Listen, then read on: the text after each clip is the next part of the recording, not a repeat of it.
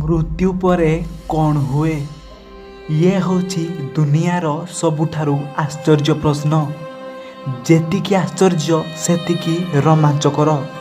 आमे आम बयस को सबुज पनीपरिबा खाई आ व्यायाम करी बढ़ाई तो पारिबा, हेले आमे अमर होई पारिबा नाही। जे जन्म नेइछि तार मृत्यु सुनिश्चित। तो प्रश्न उठुची मृत्यु परे कौन हुए? फिजिकल शरीर तो माटी रे मिसी जाए, हेले आमर आत्मा सोल बा कॉन्शियसनेस से कुआडे जाए।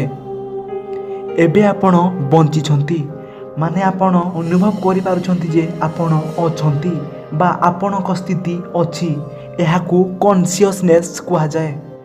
तो आपण मृत्यु परे कौन अनुभव करिवे? कौन आपण निजर स्थिति को अनुभव करि पारिबे? कौन आपण निजकू देखि पारिबे? ना मृत्यु परे पूरा जीरो हो जिवे? एहार उत्तर आज आपण माने पाइबे। विज्ञान को कथा को मानि आसीची ताहा मु आज आपण मानकू जणाइबी। ए दुनिया रे 4200 रिलीजन अछि। सबु धर्म रे भिन्न भिन्न मान्यता अछि, हेले मु आपणकू कोनोसी धर्मर कथा कहिबी नाही।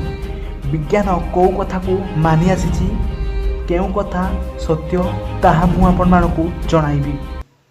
एहार उत्तर सेई माने ही देई पारिछंती जाहार मृत्यु होई सारिची आउ पुणी थरे से माने बंची जाइछंती।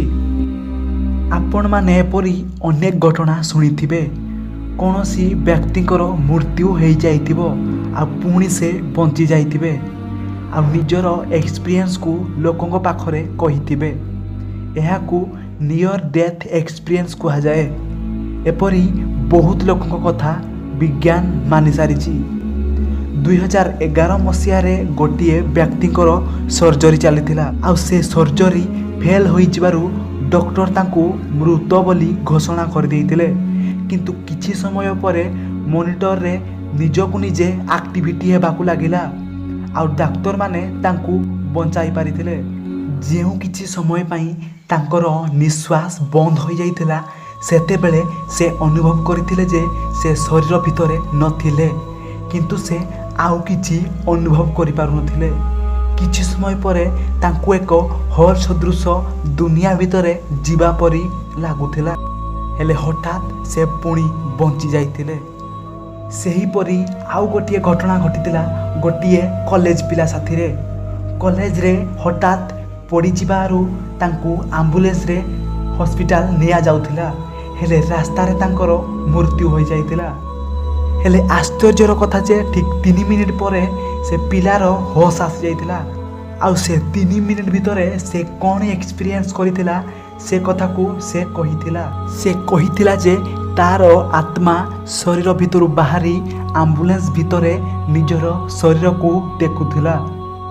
एहा सुनिले आश्चर्य लागुची। कौन सतरे से निजर शरीर को देखि पारुथिले ना एहा तांकर भ्रम थिला? ए कथार सत्यता जानिबा पई एम्बुलेंस रे थिबा लोक माने तांको पचारिथिले जे से 3 मिनिट भितरे एम्बुलेंस भितरे कौन कौन होइथिला। से पिला गोटी गोटी करी 3 मिनिट रे होइथिबा समस्त घटना कहि देइथिला। एपरि कि से कहि देइथिला जे एम्बुलेंस केउ रास्ता रे जाउथिला।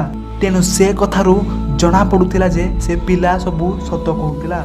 एपरि घटना लक्ष लक्ष लोकंक सह होई सारिची आ समस्त एक्सपीरियंस को रिसर्चर्स माने गोटे जगार रखी देखी जे केउ केउ एक्सपीरियंस समस्त सह समान हुए।